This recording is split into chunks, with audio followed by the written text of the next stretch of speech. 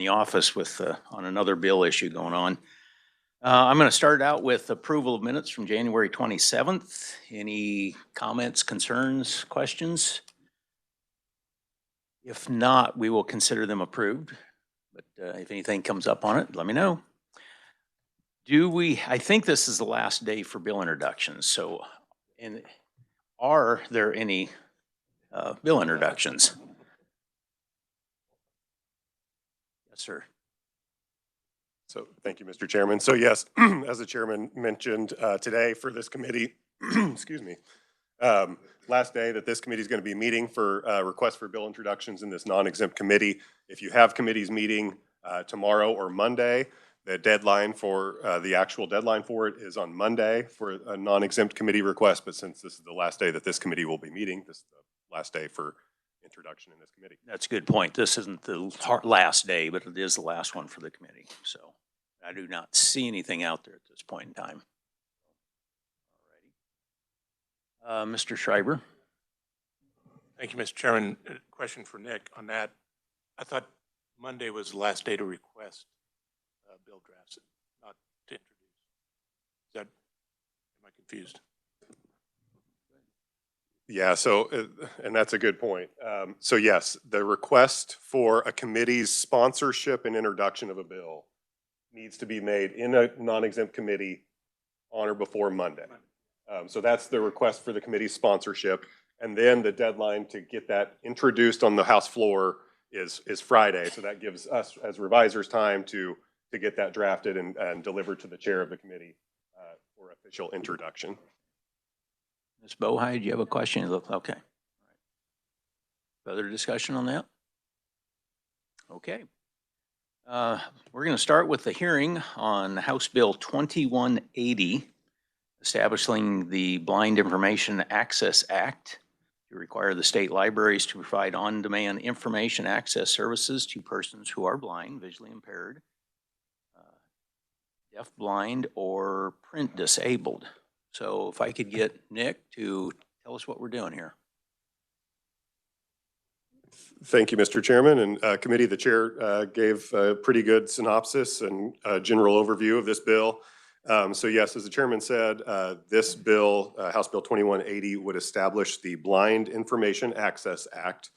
And this would require the state librarian to enter into a contract with an entity that delivers on-demand digital access services. And this is specifically for persons who are blind, visually impaired, deaf-blind, or print disabled, or who have another disability. This service that would be contracted would provide access to digital content through audio, electronic text, and Braille reading technologies. And this content would include and would not be limited to things such as Kansas publications, news publications, national publications, international publications, breaking news sources, and then also localized emergency weather alerts. And this service would be provided through internet mediums or telecommunication mediums. So under this bill, what this bill is doing is it's providing a funding stream for this service. Currently, the funding stream, as I understand it, has been provided through a proviso in the budget bill and been state general fund monies that have been dedicated for this. Under this bill, this would provide a dedicated funding stream using the Kansas Universal Service Fund. So the librarian, the state librarian, would be required to estimate and then certify the amount that this service would cost. And upon the state librarian certification of that amount, the administrator of the Kansas Universal Service Fund, the KUSF, would be required to transfer that amount from the KUSF into this new fund that's created in the bill, the Blind Information Access Fund, which would be administered by the state librarian for this purpose. And then the bill does amend the KUSF statute regarding the fund 66-2010 to require that KUSF transfer. So if this bill was enacted, it would take effect upon publication in the statute book, which is July 1, 2026. And Mr. Chair and members of the committee, I'd be happy to try to answer any questions. Thank you, Nick. Committee, questions for the reviser? Go ahead, Mr. Smith. Thanks, Mr. Chair. Nick, I'm not sure if this should go to you or not, so if it has to go somewhere else, that's fine. I went to the library a couple months ago and they told me, I checked, I got an interlibrary loan, and they said we're cutting that out throughout the state. And I would think the interlibrary loan would be a tremendous asset to this law right here, because every library wouldn't have everything, but if they could get their hands on it. So just, am I saying correctly when we're cutting part of that interlibrary loan out, or do you know? I don't know enough information about that, Representative Smith, but I can kind of look into that. That seems to ring a bell in my mind, but I can kind of look into that for you and maybe follow up with you, or maybe we'll hear if somebody knows more about that issue. Maybe we'll hear it today. Thank you very much. You're welcome. Further questions?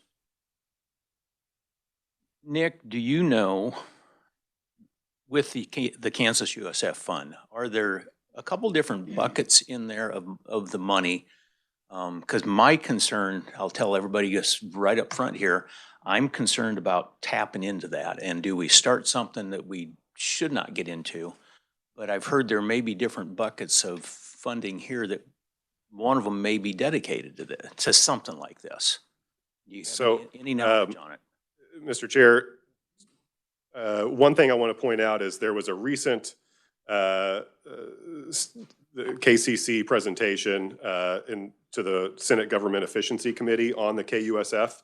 That PowerPoint, or I'm dating myself there, slide deck, I should say slide deck. That presentation provides some good information about that. I think the buckets of money that you're thinking of are, they have this pie chart of what KUSF is essentially used for. And the majority of it is high cost support. And then there's roughly 2% of it to Lifeline. Then there's other different services in there. This bill, if you look on the bill on page 3 of that bill, you see that there's a striking of the language that was transferring CAN-Ed money. It was requiring KUSF money to be transferred to the CAN-Ed program for that purpose. I just will note this bill is similar in that regard. It's just requiring a transfer of KUSF money. I don't know enough, and we might need to hear from other folks in the audience, if what bucket of money this would come from, or if this would change the KUSF assessment rate.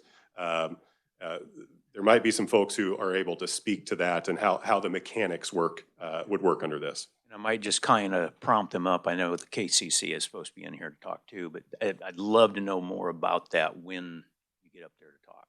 So that's my biggest issue. So nothing at this point on that. Okay. Any further questions for Nick? Thank you, sir. You're welcome. Appreciate it. IT, do we have Mary Ware online? Mary, can you hear us?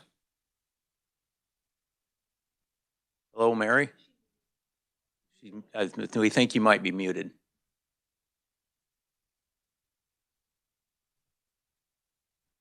Hello, Mary. Okay.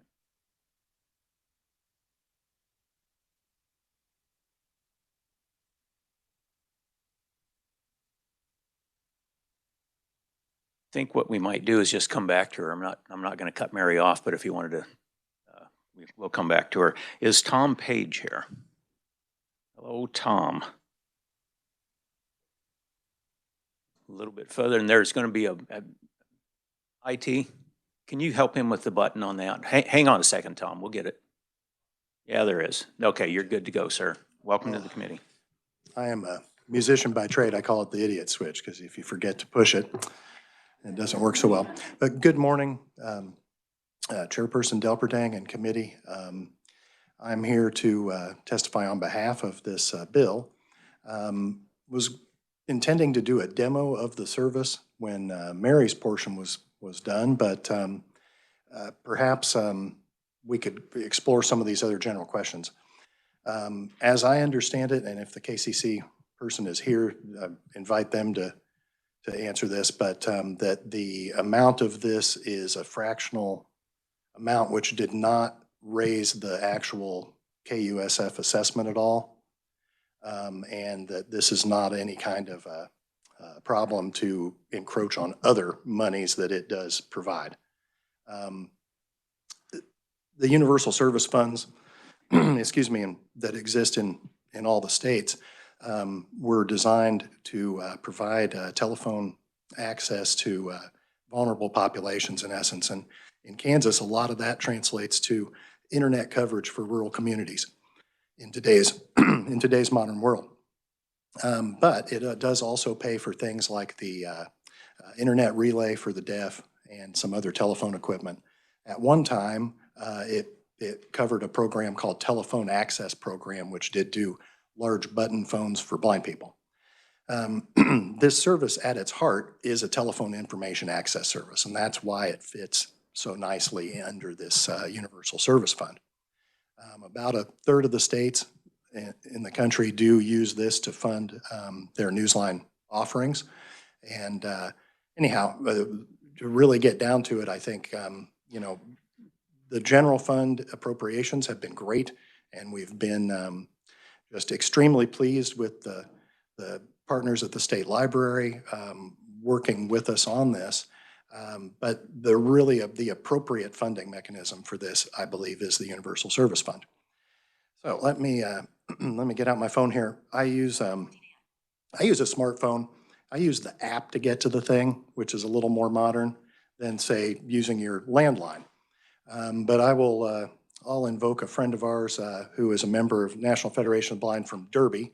We have a friend named Diane Hemphill.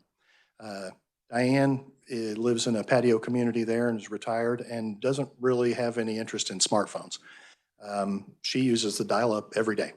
And so it is still a telephone thing at its core, but there are other mechanisms to get to it now in our modern digital world. Let me bring this up.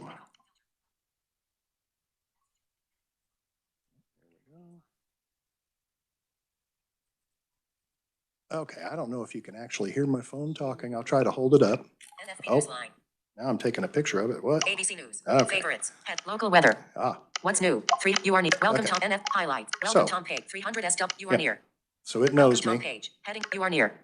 300 SW 10th Ave Topeka. 66,612. Link. It knows I'm here. That's a good sign. What's new? Please And tap it here can for tell NFB me the Newsline News. local weather alerts. If we had a weather alert, that would immediately come up.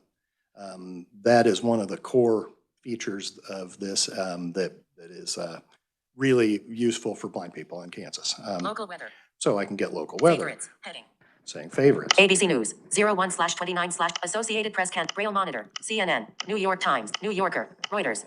Wall Street Journal. Wichita Eagle. So 01/28/ here's Wichita Eagle. Full That's public one that I highlights. Back access a button. lot. And what we were just hearing is like my list of commonly accessed stuff, like a favorites list. So if you imagine going to a library and being able to read periodicals, this is just like that, a massive periodicals database that you can get at your home. Wichita or Eagle. Heading. out of your pocket on the phone. Remove button. Current issue. 0. Announcement. 1 article. Living. Announcement. 1 article. Living. News. 14 Let's articles. see, go to news here and see View what it section. has to Wichita say. Eagle. Back button. News. Heading. 1. 25-year-old arrested in connection with fatal Monday night stabbing by Uh-oh. Allison Campbell. A 25-year-old Wichita man has been arrested after a Monday night stabbing in the Delano neighborhood left one person dead. So that's the headline. If we want to hear more, we can tap on that and go in.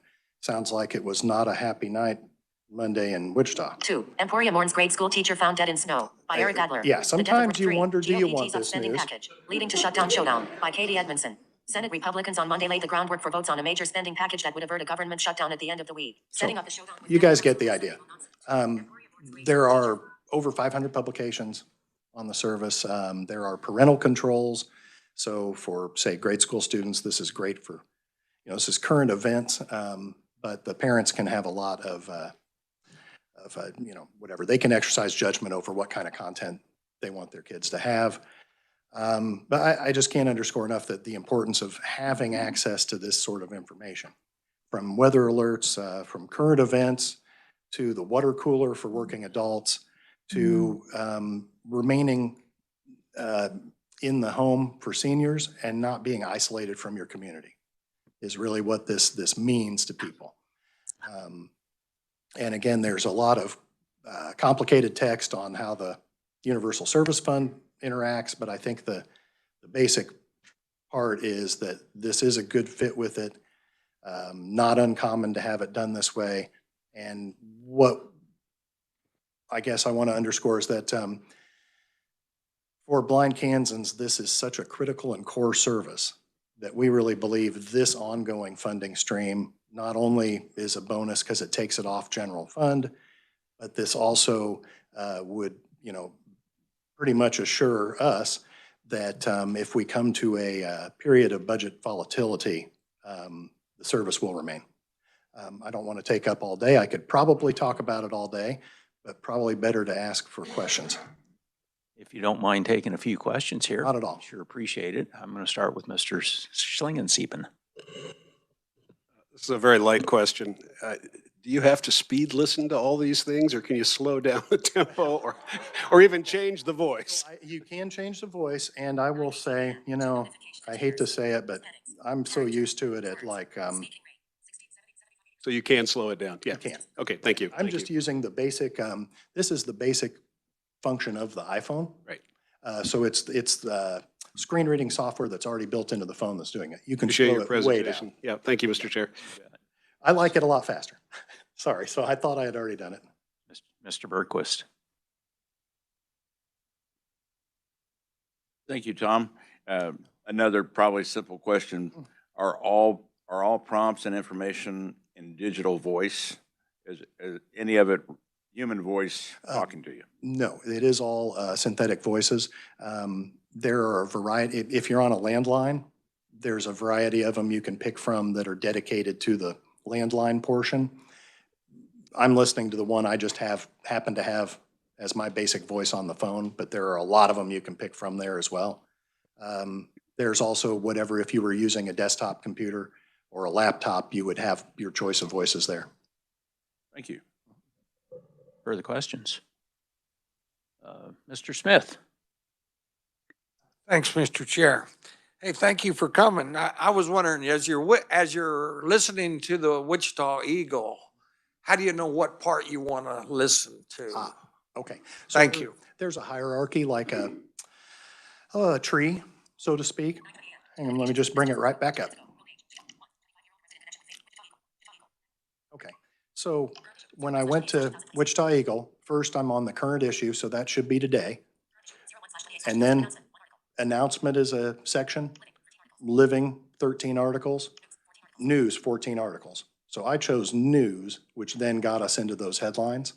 But so in essence, you've got a tree that takes you through the newspaper sections, and then you can go to the headlines. She's always within there those on sections. Thursdays. You can also press a button that says full publication. And then So, start at the beginning and go to the end, if that's how you like.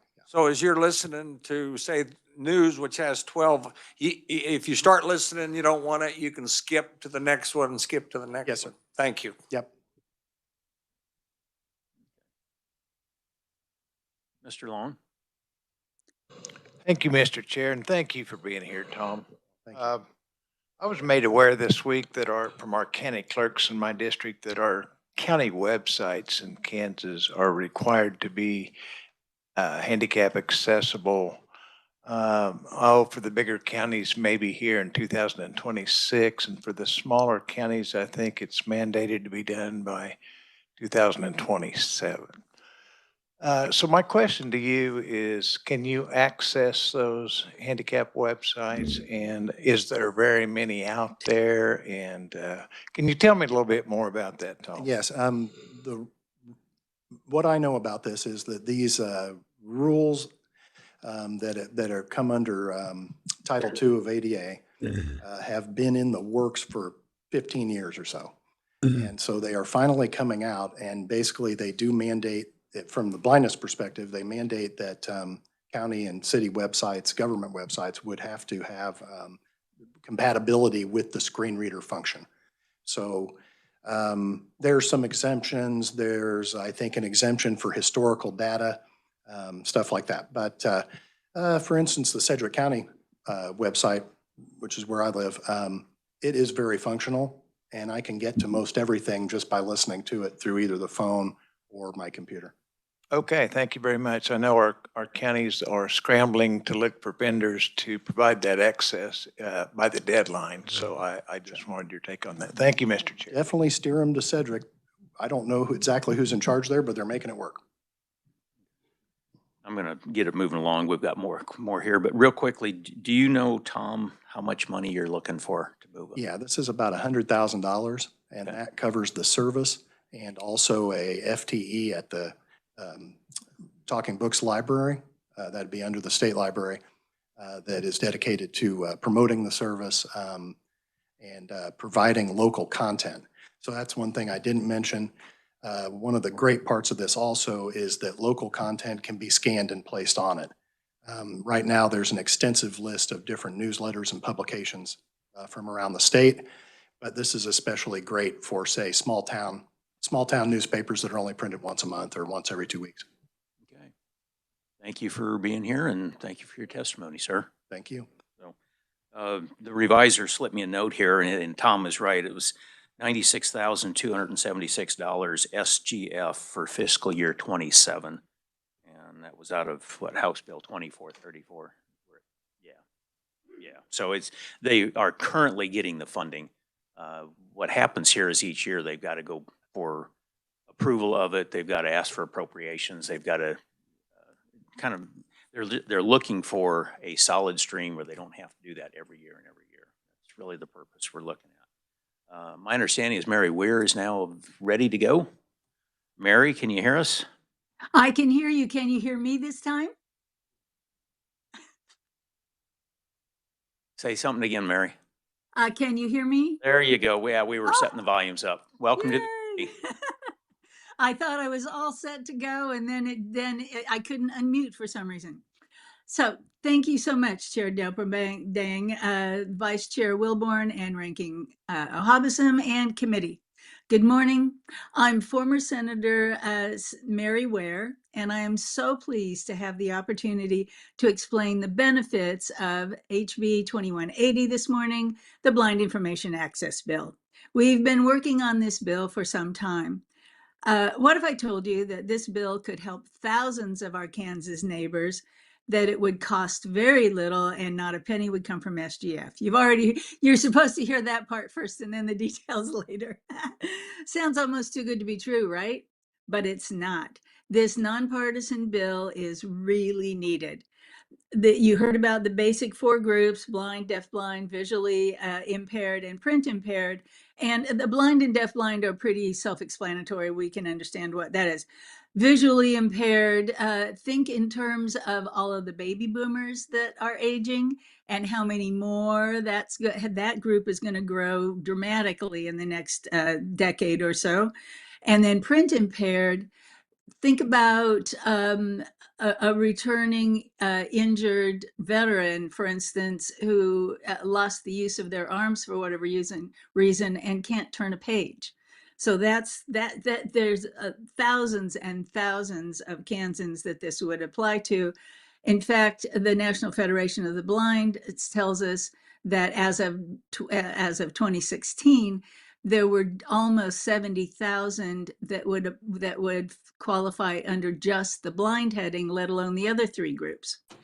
So these folks are folks who live incredibly narrow lives without this service. The blind community, fortunately, has discovered it and is utilizing it pretty well. But the other 3 groups are pretty much in the dark. They don't know that it's there. And HB 2180 provides a much greater depth and breadth of information and entertainment than you would get from what you would otherwise be left with, which is basically radio and the audio on TV. Not very broad selection there. And so, like Tom said, virtually every periodical that you would expect to find in any large city's main library, everything from art to agriculture, from handicrafts to car mechanics, cooking to investments, just anything in any age group.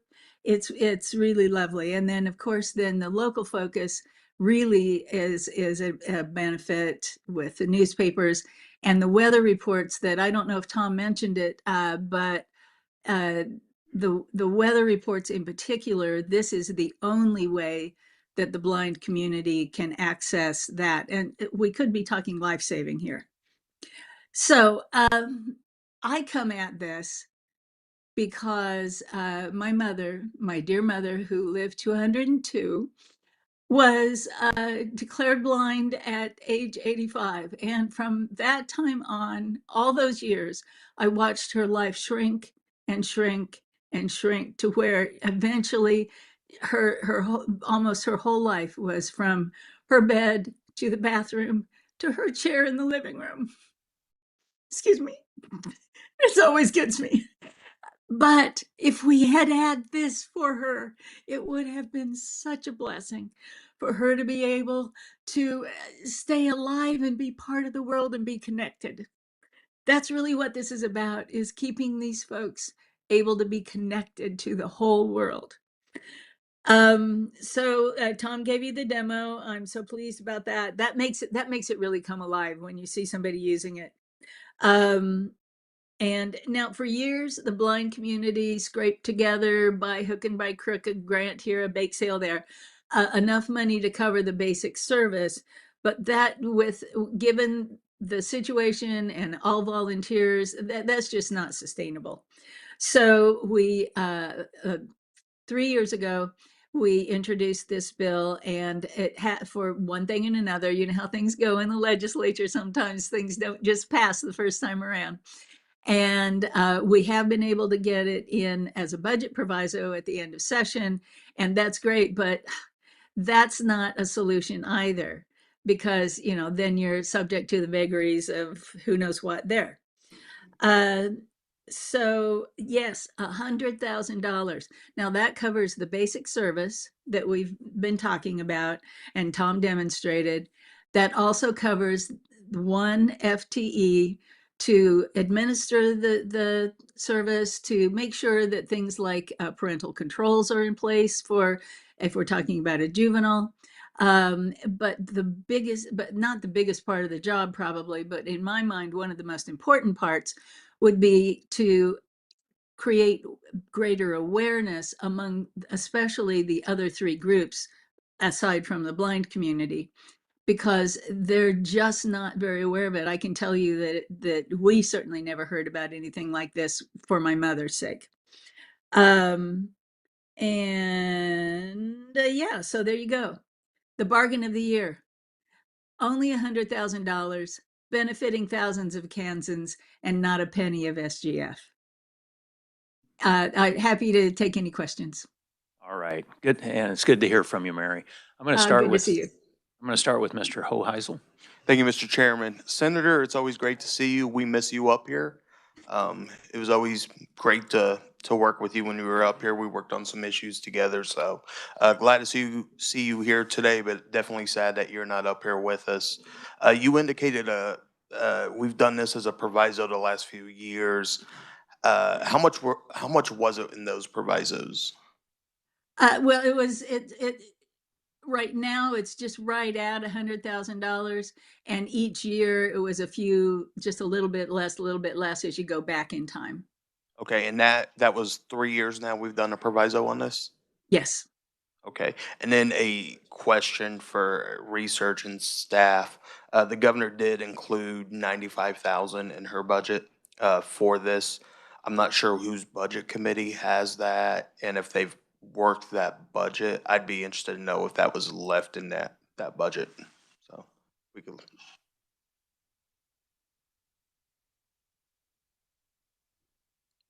So thank you, Representative. So our understanding is that this amount is currently built into the budget bill that came out of the special budget committee. So it's currently in House Bill 2434. We don't know whose budget that falls under and what the recommendation was made on that. Kind of thinking maybe we can look into that. Maybe general government budget, but okay, I'd be curious if that money's still left in there. Okay, thank you, Mr. No, and that'd be a good follow-up whenever. So, Mr. Schlangensieben. Thank you, Senator. Good to see you. I thank you for your presentation. Thank you, Mr. Chair. I just wanted to ask, I probably missed it. You talked about the other three groups. Could you say a little more about which groups those are, and just for my benefit, please? Right, sure. The blind community, those folks basically understand and use this service pretty well. I'm talking about deafblind, visually impaired, that includes all the boomers that are aging, and the print impaired who just can't use a book. You know, perhaps they can't turn a page or whatever. Those are the three other groups that really aren't in the know about this great service. So if I may follow up, so the FTE would also help to publicize the service to other groups and help them to understand what they could receive here, right? Exactly. Thank you, Mr. Chair. One more, Mr. Berquist. Yes, Ms. Ware. Is there a estimate do you have that says about how many people could benefit from this in the state if it was well publicized? Right. The only data that I could find was on the blind community account. As of 2016, there were almost 70,000 folks that would be classified as blind. And then you add the deafblind, the visually impaired, that would be all of us boomers who are wearing glasses, and the print impaired that, you know, maybe they were in a car wreck, those kind of folks. And I can't imagine that it would be under 100,000, but that's a guess. That's a complete guess. But we know that it's basically 70,000 at least just under the blind designation. Thank you for your involvement and thanks for the answer. Sure. I'm just kind of watching the clock. I don't mean to cut you off, Mary, but you've had some really good testimony here. What's going in my mind is $1 a piece, basically. So it makes it pretty cheap service. So I appreciate you being here. We're going to move on to Rob Taylor, Newsline Coordinator for NFB of Kansas.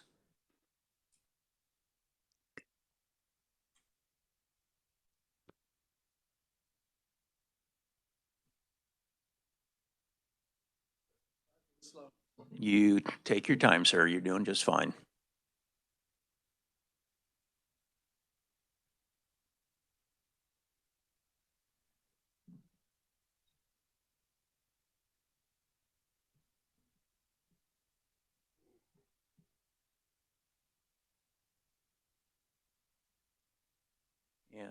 Yeah.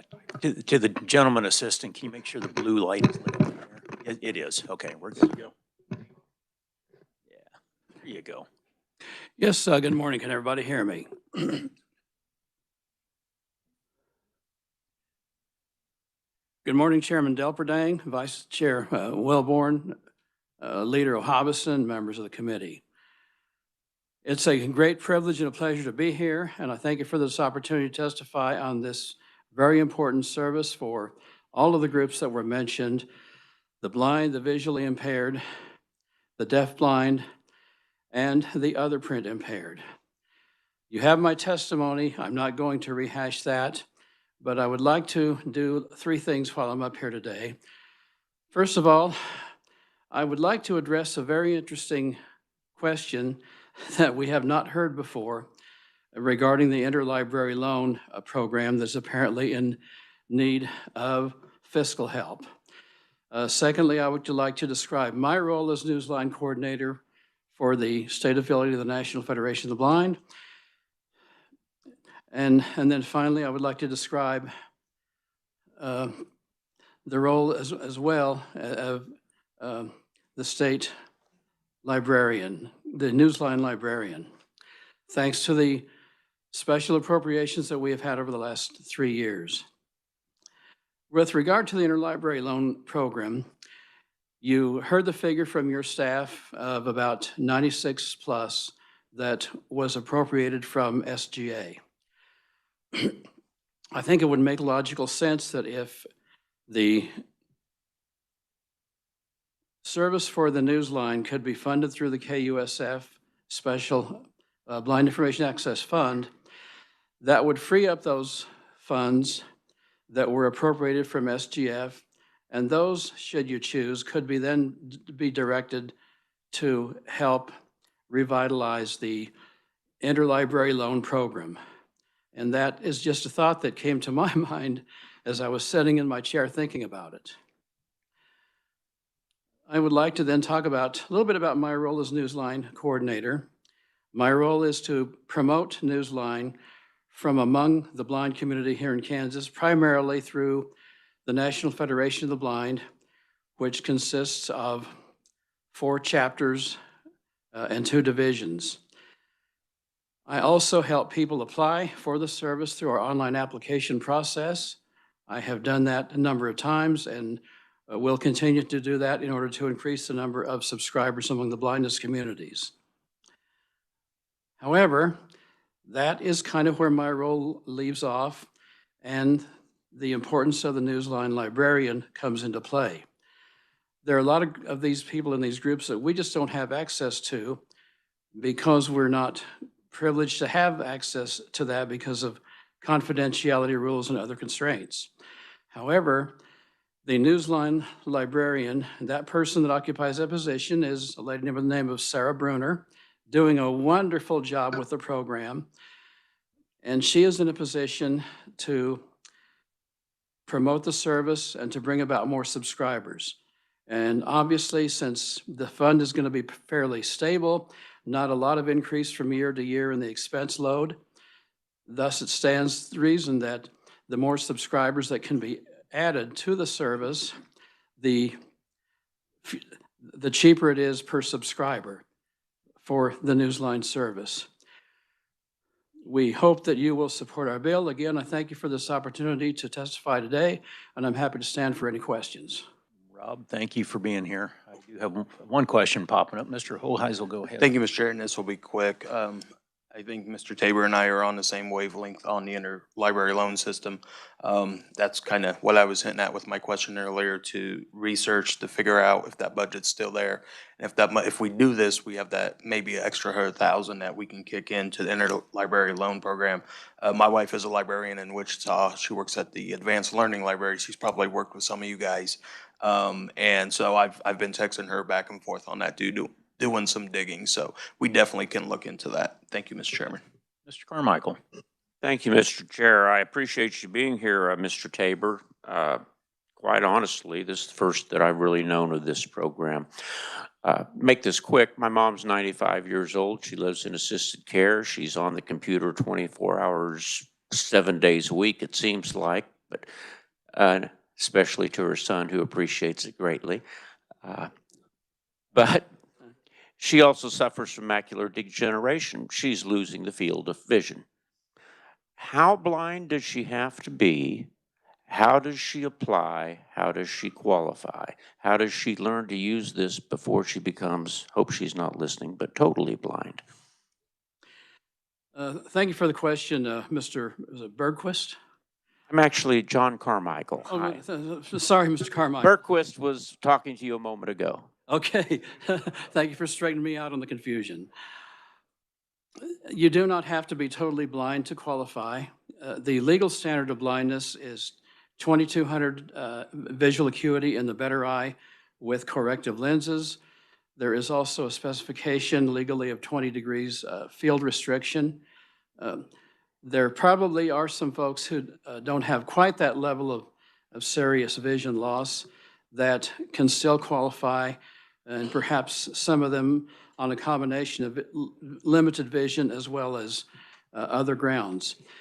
In terms of how you apply, you would go to our website at nfbnewsline.org, and there you would fill out an application. You can also request a printed application, or you could on her behalf. But it's probably going to be a lot quicker processing if it is done through our online application process. Our the Newsline librarian can help with this. And as I said, I can also help with this and would be happy to do so at any time. Once the application is submitted, it is processed, and in order to do this, you have to be certified as blind, and it doesn't necessarily have to be by a medical doctor. It can be done by a social service professional, a rehabilitation teacher or counselor, a librarian. Now, if she were to receive talking book services, that's going to be automatic qualification as well. So it's really not hard to qualify. And as I said, we're always happy to help sign folks up. Do you know offhand if the field of vision restriction, I think you said 20% decrease, did I understand that? 20 degrees. 20 degrees, I apologize. Does that have to be, can that be in one eye or does it have to be in both eyes, if you know? That would be in the stronger eye with correction. Very good. Thank you for your help. Excellent questions. I'm going to try and keep this thing moving along here. Go ahead if you got a short question. I just have a short comment. You know, we took care of my father-in-law for 6 years, and talking books and the services that were provided to him allowed him to lead a really full and happy life, even with all those restrictions. So I just want to echo that thought. The other thing I wanted to say was, since 2010 in Kansas, you know, the aging population has increased by 32.7%. We're talking about $1 per person here, if that much, per annum. And I think the benefits, this ought to be found. Thank you. So for the people out in the audience and the citizens, in the center table here, we've got a staff here with attorneys and so forth. I don't know if I don't recall running a bill where I've seen so many yellow notes floating around. So you're getting their attention.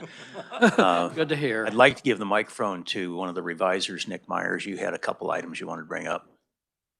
So yes, thank you, Mr. Chairman, and I've got a frog in my throat. So our understanding right now is that the current House budget bill has $1.1 million in there for the interlibrary loan program, and that $96,000 for the information access program. We are going to check to see if what the budget recommendations are through the committees on those two items and get you further information. Go ahead, Mr. Holt. Mr. Chair, just a follow-up request. If you could, that 1.1 million for interlibrary loan program, if you could look at years past, what we've done maybe the last few years, and just send me that information. You can just email it to me. You don't need to look now. I'd be interested. Thank you. Thank you, Mr. Chairman. Rob, I appreciate your being here and your testimony. And if I can get some assistance to help. Thank you, Mr. Chairman, and thank you for the opportunity, and happy Kansas Day.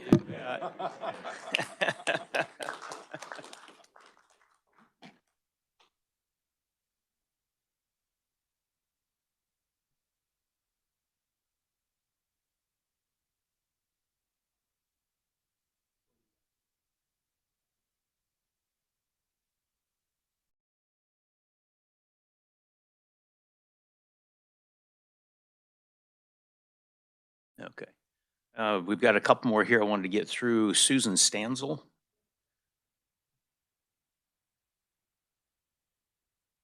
And just for the committee, I'm really starting to watch the clock at this point. So I'm not trying to cut any people short, but Get up here quicker. there you go. Yes, sir. Welcome to our committee. Thank you for having me come up. I would like to stress that I have listened to Newsline for years. I was born prematurely, weighing 115 a week after birth in 1949. I'm a baby boomer. I'm 76. So I've used this for a long time. In this last year, on November 22nd, I had another grandchild, unexpectedly. He was supposed to be born February 1st, which would be this coming Sunday. He was born on the 22nd of November, in week 29. This had never entered my mind. I did not want my 45-year-old daughter to have a baby because I was afraid she'd have a Downs baby. It never occurred to me that she'd have a premature baby, and we'd be checking the baby's eyes every week at KU. He spent 51 days in the NICU. He weighed 2.5 pounds. So the sustained effort of this bill is very important to me because I want to know that if my grandchild does end up being blind, which we hope he doesn't, that he will have this service. Thank you. Thank you for being here. Thank you. Next, we've got Jody Mullick, and I hope I didn't butcher that name. If I did, correct me, please. Okay. It's Mulek, but that's all right. You have the floor, Jody. Oh, okay. Good morning, Chairman Delperdak, and I'm sorry if I messed up your name too, and committee members. I thank you for letting me testify, my written testimony, and my my in-person testimony here. I made a point in my written testimony that I do enjoy reading the Kansas City Star, and I just really love the news sign, and I thank you for this opportunity. Thank you. Thank you for being here. That means a bunch. So, there we go. Let's see. Proponent-wise, I've got from, Susan Tabor and Sharon Luca as written only. And we're going to move into the neutrals. Is there anybody else on the proponent side that would like to turn anything in or anything? Okay, don't see any. Steve Garnett, or I'm sorry, Steve Garrett, my bad. Kansas Corporation Commission. Please come up here and educate me how we can get this money.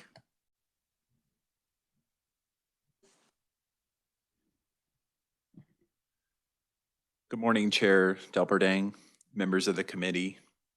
My name is Steve Garrett, and I'm the Deputy Chief of Telecommunications at the Kansas Corporation Commission. Thank you for the opportunity to provide testimony to your committee today.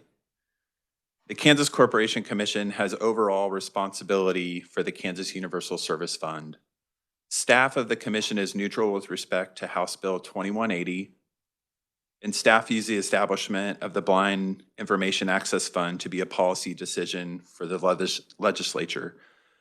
My written testimony contains a few more details that you may wish to consult as well. We look forward to any questions that you may have today, and I appreciate the opportunity to appear before your committee this morning. Thank you. Committee, we've got the KCC here with hopefully some question or answers. Any questions for him? Kind of quiet.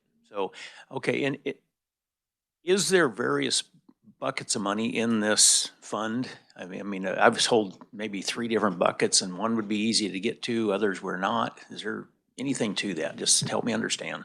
I believe it was Mr. Meyer that had mentioned my presentation last week to the Government Efficiency Committee, and it covered the high cost component, the Telecommunications Access Program, and the Telecommunications Relay Program, and also Lifeline. Last year, my role at the commission is to set the assessment rate. Every year we open a KUSF docket, and through this process, we calculate the assessment rate percentage that will be set for the following year. I did some estimated costs based upon the introduction of this the last few years. And the cost estimate that I used was around $100,000. And the impact to the KUSF was insignificant. So there was basically not much of a change to the percent.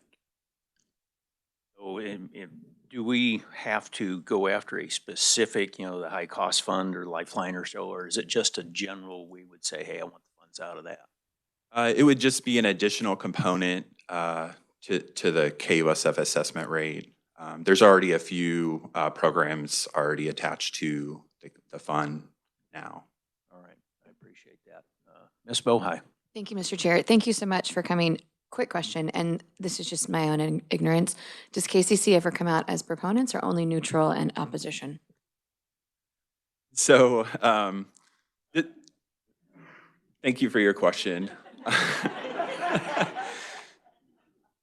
So this would just purely be a policy decision by the legislature. It is really the will of the body to advance this legislation. We stand ready to administer the KOSF fund and accomplish the goals of the legislation. Thank you, Mr. Chair. Further questions? Thank you for being here. I do appreciate it. Thank you. You bet. So with that, there is one more neutral from Ray Walling, a librarian, state of Kansas, but it's written only, so you should have that in your packet. So committee, before we close the hearing, any questions, comments, concerns? Not seeing any, I will close the hearing on House Bill 2180, and I truly thank everybody for making the trip up here. It's a long track for some of you, and it meant a lot. So let's go ahead and open the hearing on House Bill 2544, establishing the Relocation Reimbursement Assistance Fund to provide reimbursement assistance to communication service providers that are required to locate their facilities in public right-of-ways. Mr. Myers, when you are ready, you have the floor.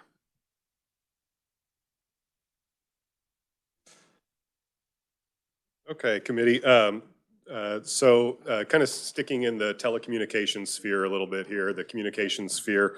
House Bill 2544, this would establish a mechanism, as the chairman said, to provide monetary assistance to certain communications service providers who are required to relocate facilities or who are requested to relocate facilities and incur costs within the public right-of-way pursuant to an order or request of a municipality. So this bill, to do this, would establish the Relocation Reimbursement Assistance Fund in the State Treasury, a brand new fund in the State Treasury. And the communication service providers, as defined under the bill, would be eligible to receive payment from this fund to, as I said, reimburse them for the costs that are incurred by them to relocate facilities within the public right-of-way pursuant to a request of a municipality. So, and you can see in my memo and in the bill how the bill defines a communication service provider. So these are telecommunications providers or telecommunications carriers, electing carriers, local exchange carriers, as long as those telecommunications carriers have a valid franchise agreement with a municipality. It also provides this availability to video service providers that hold a statewide certificate of video service authorization pursuant to the Video Service Act. So the bill with this fund, it would require the state treasurer to administer this fund. And in each fiscal year, the state treasurer would determine the amount of money that's available in the fund for that relocation reimbursement assistance. The treasurer would be required to accept applications in each fiscal year. And these would be applications for the cost that communication service providers incurred in the prior fiscal year for their relocates. So they apply for payment from this fund, and they are essentially eligible for full payment for their costs if the money is available in that fund.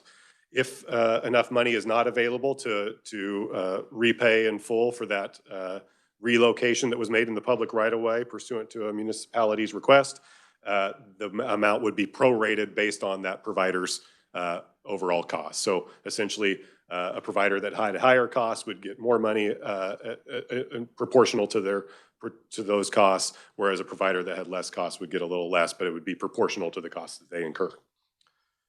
So to fund this mechanism, the bill would require a $2 million transfer into this new fund, the Relocation Reimbursement Assistance Fund, from the State General Fund, and the bill specifies that these would be monies raised from premium taxes imposed upon insurance companies.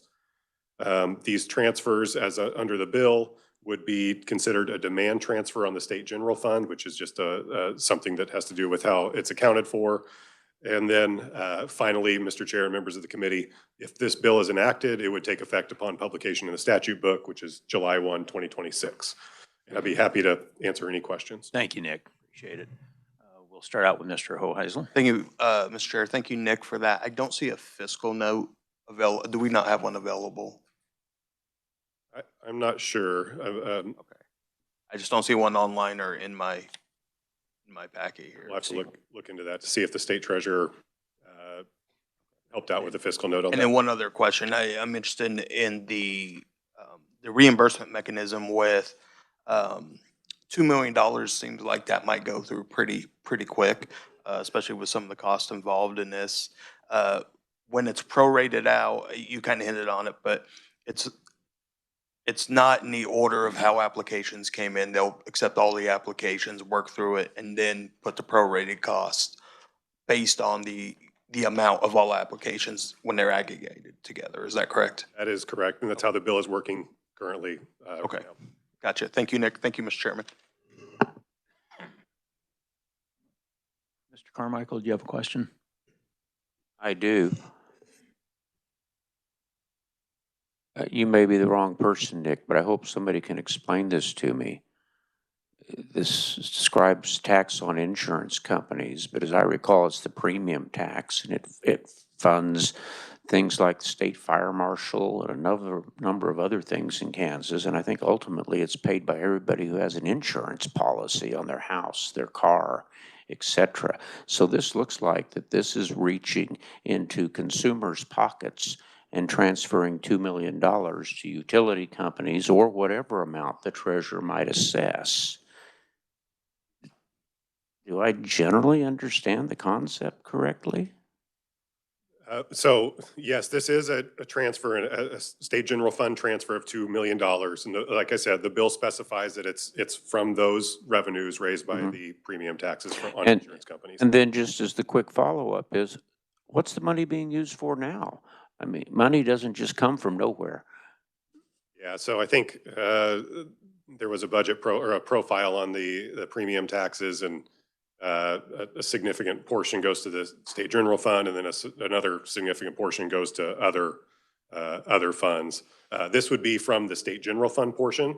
So the $2 million would be. So this really is coming out of SGF? Yes. Okay, could we get that budget profile for me to look at? Somebody help me? Thank you. Tax profile on that amount. I think research's Eddie Penner kind of put that together just to kind of provide a general overview. And I will note, Representative Carmichael, this is the only money that is transferred into this fund currently is that $2 million. The state treasurer under this bill has no authority to assess any other additional taxes or fees to. I thought the state treasurer did an annual adjustment. Did I misunderstand?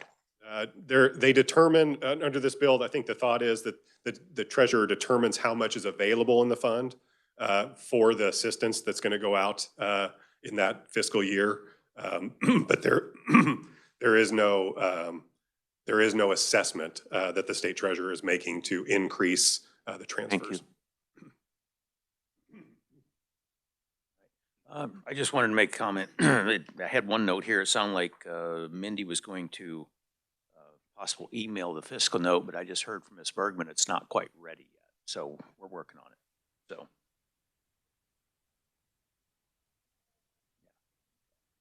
Mr. Schreiber's next. Thank you, Mr. Chair, and thank you, Nick. So this only applies to telecom utilities in the public right-of-way? Or are other utilities allowed for relocation? Correct. Reimbursement? So telecom and video service providers in the public right-of-way that have received a request from a municipality for public health, safety, welfare reasons to relocate their facilities in the public right-of-way for something the municipality's needing to do. So other utilities would pay that cost on their own, is that it? Or have it reimbursed through rates or something? So under the, I assume so, yes.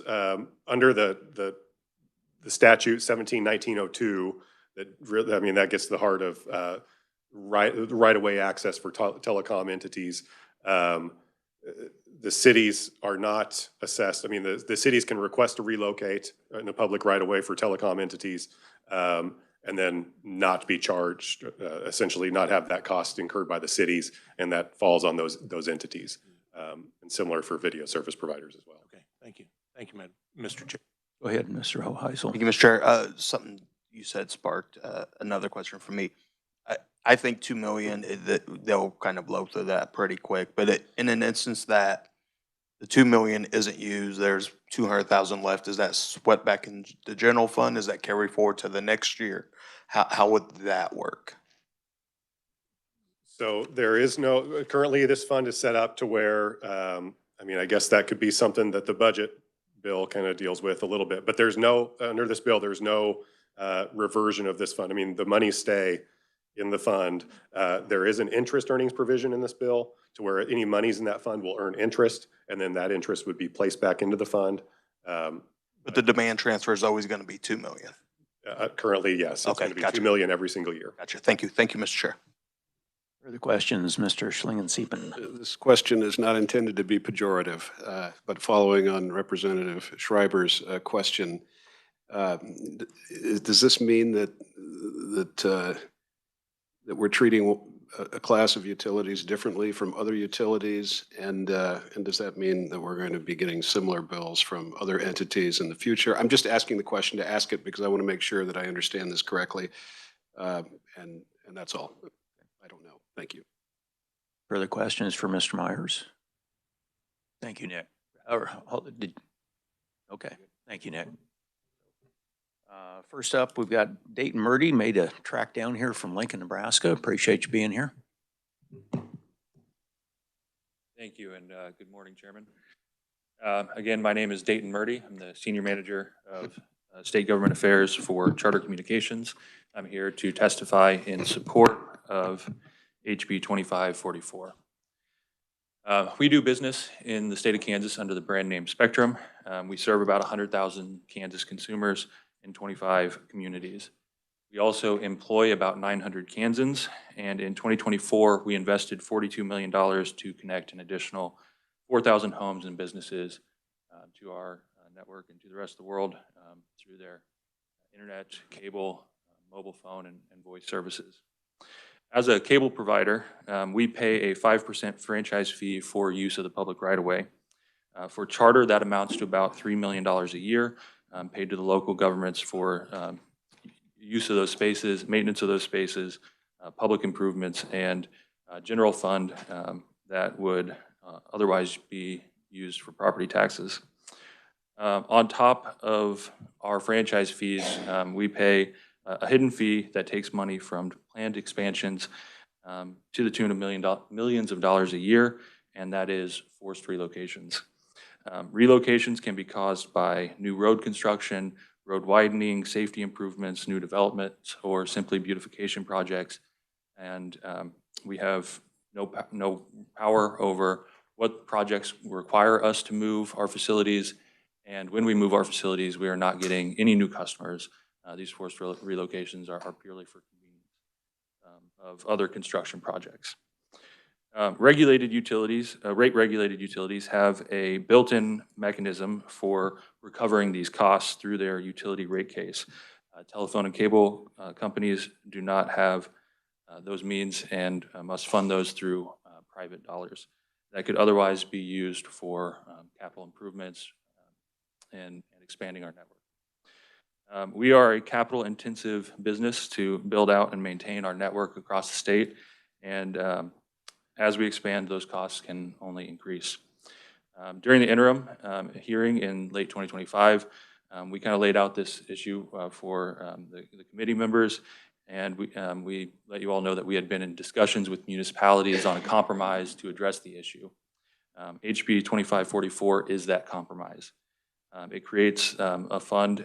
We have been working with Chairman Waymaster on a one-time infrastructure dollar appropriation to the fund as a way to inject capital at the start of the program, and then ongoing funds would be taken from a small portion of the taxes on surety bond premiums that are primarily used to cover public works projects, and that's $2 million of the about $217 million, which goes to the state general fund.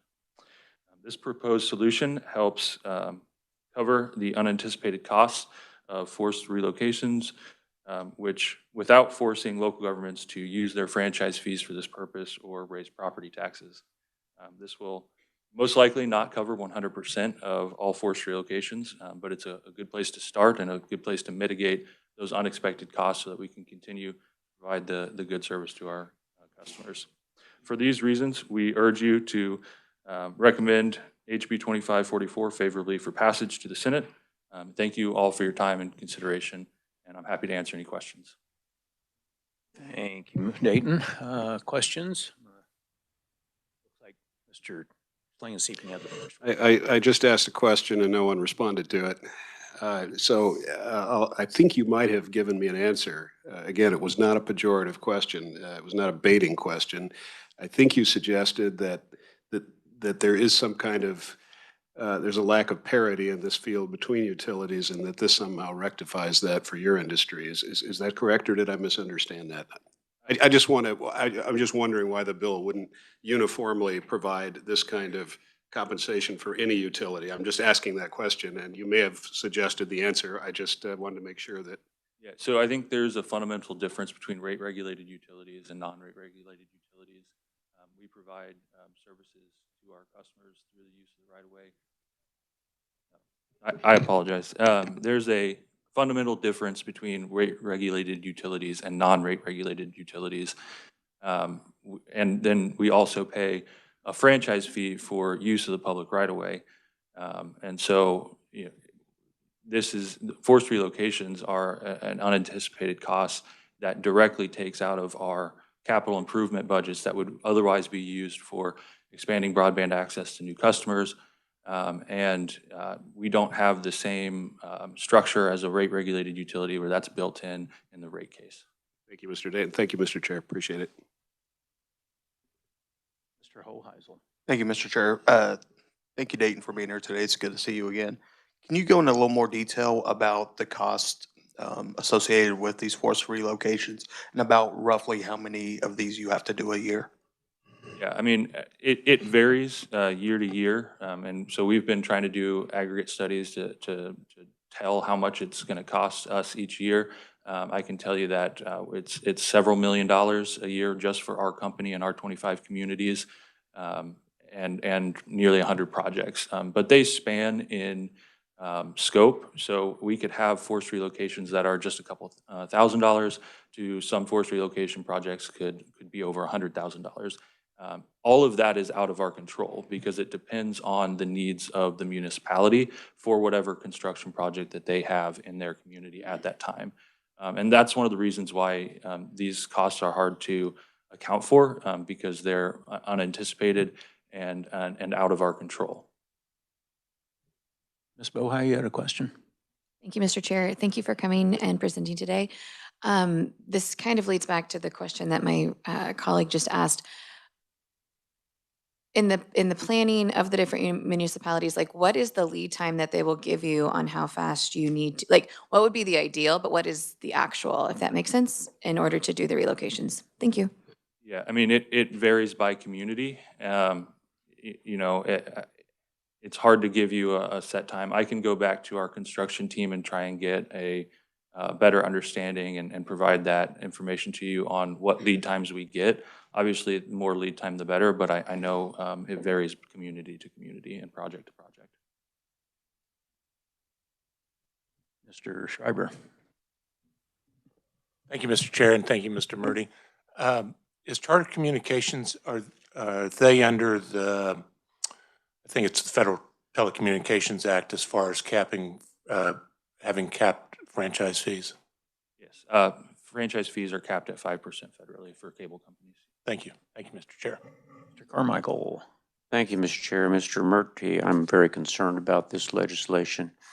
One of the differences that you have pointed out and that immediately occurs to me is that the electric utility, the gas utility, et cetera, are in fact regulated.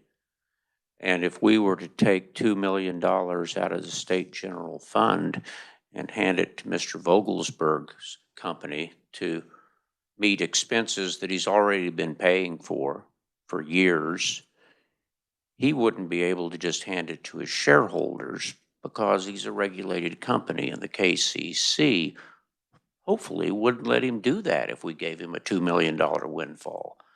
But you, as an unregulated company, what would prevent Charter from taking this $2 million and instead of spending it on more capital expansion, just sending the money from the state treasury to Charter to your shareholders in the form of a dividend?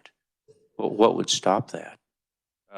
So it's my understanding that through this bill, we'd be setting up a program that would require us to lay out the costs and why they were incurred and give the background for that project.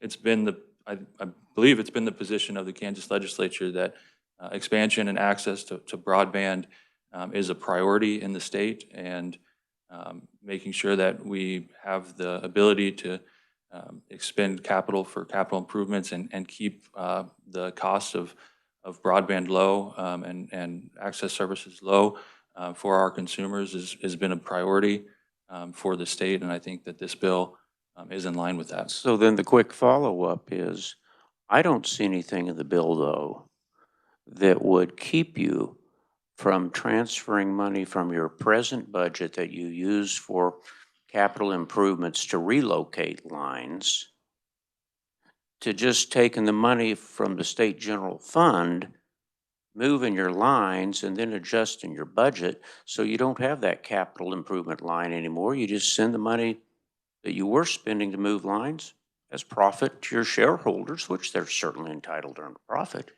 Is there anything in the bill that would stop utilities from doing that and make them spend this windfall on expansion of broadband services? Because I don't see it. Is that a question? Question is there anything in the bill that would prevent companies like yours from doing what I've just described? Taking the money from the government, using it to move the lines, and taking the money that you used to use to move the lines and simply send it to your shareholders as profit. I'm happy to go through the bill and talk to you offline. I'm unsure if there's anything specific to the language of the bill that would cover that situation. I can tell you that our commitment is to building out access to more customers. So you wouldn't object making that commitment law, would you? I would have to talk to you offline on what that language looks like and how that would fit into the scope of the bill. Thank you. Further questions? Thank you, Mr. Murray. Thank you. Next up, we got Megan Bottenberg, Cox Communications.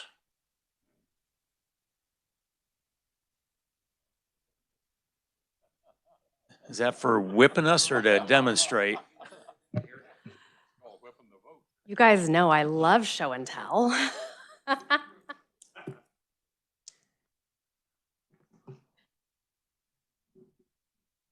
Well, good morning, Chairman, members of the committee. I'm Megan Bottenberg, Director of Government Affairs for Cox Communications, and we just wanted to reiterate our support for House Bill 2544. And I think with some of your questions, I may be able to help answer, especially yours, Representative Hoheisel, about the costs. And then somebody had also asked about the time and how long we get for the request. I think Dayton did a great job of outlining, the overall goal of this legislation and what it means to companies that provide broadband, provide services throughout the state, and simply, it's like your household budget, right? We all have a finite number of dollars. And so when we have a certain pot of money here for upgrades and infrastructure, right, to continue to grow and have multi-gig speeds for our customers, which Cox has done. We've actually, in fact, in the past 5 years, we've built out to nearly 30 communities here in Kansas alone. And that's just with our own private capital. And in fact, we're a privately held company as well. So And then we also have a certain pot of money that's for relocation that we have to budget for. We have a certain pot of money for other construction projects and whatever else may come, and incidentals, again, just like any other household budget. But what happens is when there is something out of your control, right? And an emergency that may pop up, just like at home, you have to take a little bit out of one pot, put it in another, and shuffle things along perhaps, right? Hopefully you have savings, that always helps too. But in this instance, for relocation reimbursement and relocation projects, they can be an exorbitant amount on a budget, and even on companies both small and large. So I wanted to kind of give you a brief overview as to what those costs look like, just in practical terms. So just a few numbers that you might be interested in. We spend about $2.8 million, especially in 2025, and that's pretty consistent over the years here in Kansas alone, just to relocate our lines. So the $2 million is definitely not even going to cover Cox's relocation that we do. I believe in my testimony, I included 2024 numbers. That was right at about 2 million. So again, 2025, we've had an increase, and we anticipate at least 2.8 for 2026 as well. And those are for all types of infrastructure projects: ramps, off-ramps, bridges, beautification projects, public safety improvement projects, which we can all agree are critically important to our communities. And so what that means is that, again, when you shift that budget, there can be, unfortunately, it eventually gets to the customer, right? So to give you an idea of what that costs and what the process looks like, I brought some fiber in, and we can all take a look at it here in a little bit. If you guys want to take a closer look at it, happy to show you. So in 2025, we had several key projects here in Shawnee County. One is Auburn Road. Some of you may be familiar with that in the western part of the county. It's Auburn Road project, City Works project between 29th Street, K4 Highway. You're probably familiar with that. It cost us, we had to move 2 miles of fiber. It cost us $468,000 to move that for 2 miles. The contract labor was about $340,000, contract and in-house labor. So when we're talking about the labor, we're talking about the splicing. So when we have to move it, we have to splice it. The trenching, if we have to go underground. Moving aerial, if we're on a pole, pole to pole. The materials were about $130,000 for that project. Again, getting new fiber ready. And in a typical project, we'll get the request about 60 to 100 days out before the project begins. So you may not have, I mean, you have a lot of lead time, but you may not have as much as one would desire for your budget, right? And then, so once we get the request, we then work with our network engineers to determine, what does this project mean? What is it going to look like? So to give you an idea, I have a map of that project, and I can pass it around if that's okay with the chairman. But it just outlines, okay, we're going to move this line to this area, this line to that. And it takes some time because we also have to look at, what are the customers in the area? What speeds do they need? Do we need to upgrade the network? Do we need to add more fiber counts? We take that all into account. Then oftentimes cities require that it be certified by an outside engineering firm. That's an additional cost that we sometimes don't anticipate until an ordinance is passed.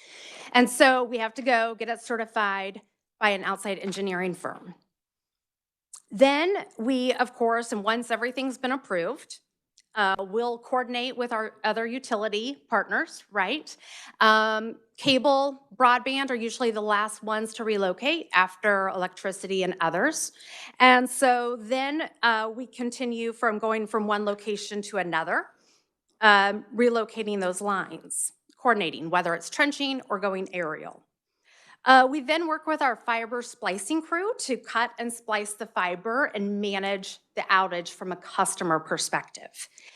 The entire process takes a lot of planning. It's tedious, it's detailed. We work with many other stakeholders and partners, and there are oftentimes additional costs. There may be a problem that we run into. There may be a construction issue that adds in the cost. We splice as much fiber in-house as possible because that is a cost savings instead of contracting it out. Our typical network cables on the major roads are what we call 144 or 244 fiber count fibers. So this is a 244 fiber count fiber. And you can take a look and see that if you open one of these, you have several fibers inside. They're little small ones. And then you have to splice it together. Sometimes splicing this is about $10,000 in the splicing enclosure each time. So every time you splice it together, that's $10,000. And in a relocation project, you could be splicing it maybe 3 times. Again, it can add up, those costs add up over time. This one, just for your own benefit, is a 48 count. This is typically in your neighborhoods, so just a little fun. Another kind of project that you may have heard about, the I-70 project here, Quincy Viaduct here in Topeka. We spent in 2025 $400,000 just last year to relocate those lines. We had 2 outages. That does not take into account when our fiber got cut twice in that instance. We then had to manage outages, spliced that all at the same time as well. Another project along 46th Street here in Topeka, we spent a minimum of $300,000 in the relocation of those lines. So as you can see, sometimes they can be small projects, but they can build up over time because every time you are splicing something like this, that's $10,000 each time. So in that regard, I just wanted to reiterate our support for 2544. We believe something would be great. Reimbursement is helpful. We spend about $7 million in franchise fees annually here in Kansas. And so, again, I think it would help continue the growth that we're able to make so that it's not put back on the backs of customers, and we can continue the growth that we have here in Kansas. Okay, thank you for your testimony. Questions for Megan? Okay, not seeing any. I do want to make one request. You've got fiber optic stuff there. Just hang tight. That is glass. The core is about 8 microns. It's very small. It can get into your skin. It is a hazard. Please do not be handling that to the body. I hope you're aware of everything there and taking proper precautions there, but please be careful. So, all right, further questions? Not seeing any. Thank you, Megan. And let's go on to Kimberly Sabate, Kansas Municipalities. Morning, Mr. Chairman and members of the committee. My name is Kimberly Ginter-Swati, and I'm proud to appear before you this morning on behalf of Kansas Municipal Utilities. We are the statewide trade association of all of the community-owned electric, natural gas, water, and wastewater utilities. Our comments are probably actually secondary to those of the League of Kansas Municipalities, but our interest in this issue came about last legislative session when a different piece of legislation was introduced in the Senate Utilities Committee, similar and actually not similar in concept, but really addressed the costs associated with relocation. The municipal utilities, we wouldn't necessarily always call it forced relocation because in many instances, these are companies operating in the public right of way. And in oftentimes, there are causes for infrastructure to be moved because of a private development. And many communities have ordinances in place that say private developers pay for the cost of moving those assets. In other instances, we talked about the Topeka Quincy Viaduct project. That's a state and federal project, so that comes with kind of a different funding mechanism and paradigm than, say, for example, a beautification project, which would be a situation where the cable provider may incur additional costs. But also referenced was the situation with the Auburn change, and that came about as a result of the newly constructed middle school out in Washburn Rural. And so that was a project that's been out on the books for a number of years. And so, there's definitely been time and instances for planning and for the ability to move those projects. So the league can speak more specifically to the public right of way and how it's used and how it's managed, and how cities try and look forward on making sure that there aren't immediate needs to cause for infrastructure within the public right-of-way to move. The municipal utilities, we are electric, natural gas, water, and wastewater. And so when the legislation was introduced last legislative session, we were worried about the impacts that this could have on the precedent that could be set, or the new paradigm, and what that could mean for all utilities. And so our purpose today is largely in standing here today, is to express support for how this bill came about. And it was a process, it was a collaborative process on the part of the proponents of the bill, and they were gracious in working with the utilities to try and come up with a paradigm that recognized the different types of situations that come about as it relates to moving infrastructure in the public right-of-way, and how could a situation or a paradigm be created that wouldn't have a negative impact on cities, and would still allow them to accomplish the goals that they needed to accomplish. So we just appreciate their willingness to collaborate with us and work with us on something that doesn't completely upend decades and decades of longstanding right-of-way management policies and procedures, that doesn't upend cities' financial budgets, but that still allows for broadband to be deployed in a timely and efficient manner. So with that, I'm happy to answer questions at any time. Thank you, Kimberly. Mr. Carmichael. Thank you. Ms. Savati, the prior iteration of the bill, where did the money come from to move the cable company's lines? So I could allow the proponents of the bill from last year to speak more specifically to that. It was a bill introduced in the Senate Bill 57, and it would probably be best to let them articulate where that money was coming from, but largely on the backs of. I may be wrong, but my general recollection was it was going to make the municipality or the governmental entity that forced the removal of the line, pay to move the lines. And now it's the state of Kansas paying the $2 million out of our state general fund. And so the objections of the municipalities seems to have now gone away. Am I perceiving this process correctly? And thank you, Representative, for your question. It's appreciated. So there are largely different instances in which assets can be relocated from the right-of-way. And when it comes to a private development situation, not in every case, but in most cases, the private developer pays. So then it's not placed on the back of the local city and the taxpayers in that city. There are also instances of, again, state and federal requirements on relocation, and usually there's funds allocated there for those projects. But for other types of projects, such as a beautification project, that actually could be borne by the local unit of government. And I'm sorry we don't have time to explore this further because I think we're missing something. Thank you. I appreciate the questions, Mr. Carmichael. Further questions from Ms. Savati? Thank you, Kimberly, for being here. So next up is Nathan Eberline, League of Kansas Municipalities. Welcome to the committee, sir.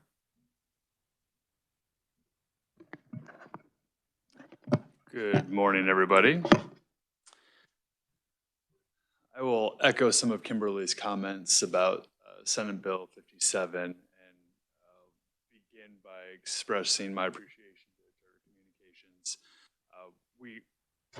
We had significant concerns over Senate Bill 57, and that began a conversation, and I would maintain that this is the most effective way that we can go about developing good policy, is when we can have the extended conversations that take place long before we reach the point of the hearings.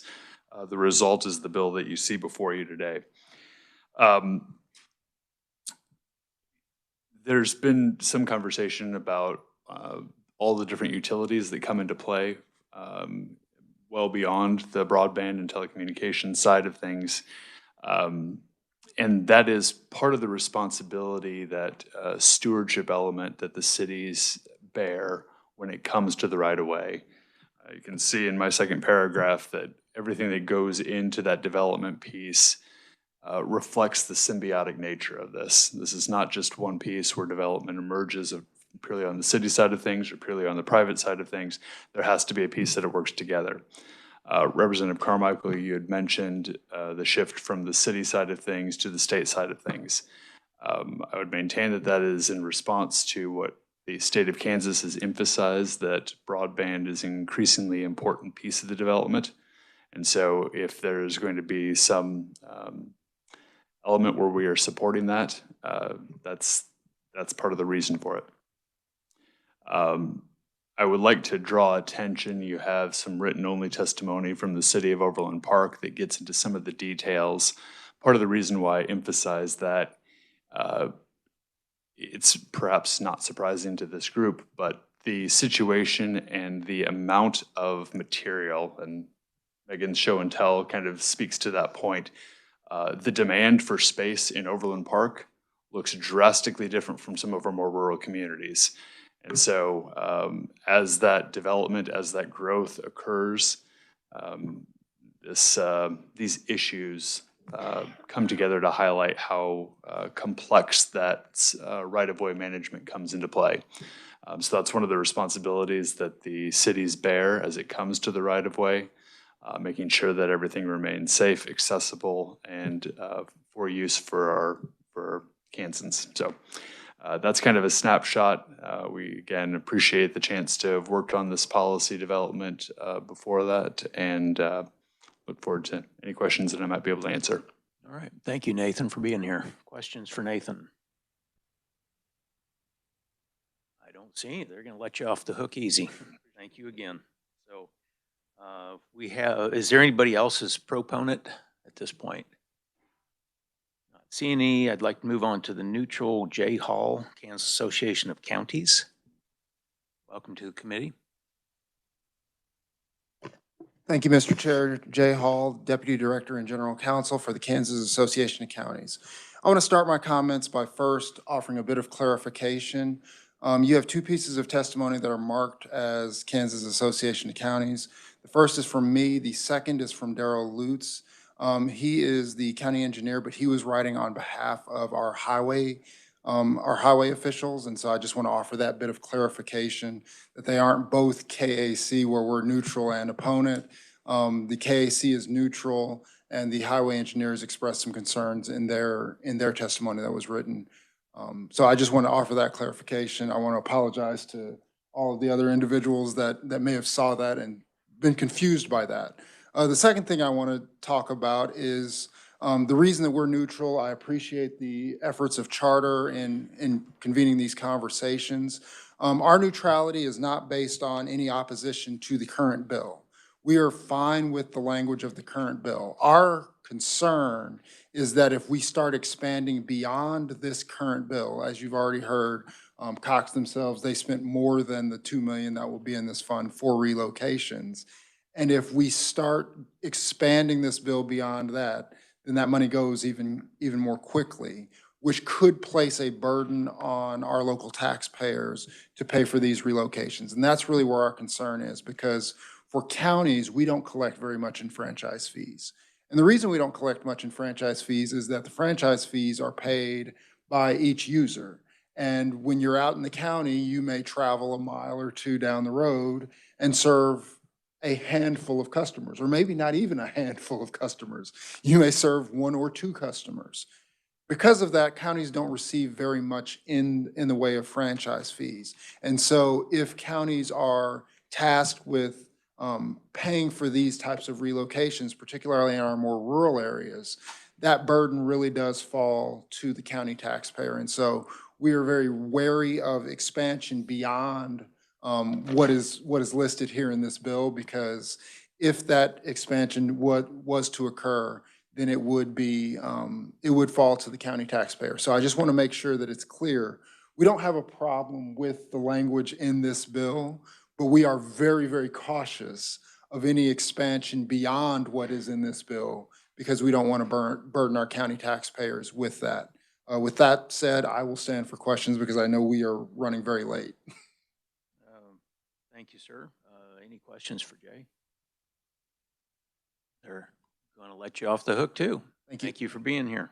So is there any other neutral testimonies? Okay, do we have any opponent testimonies here?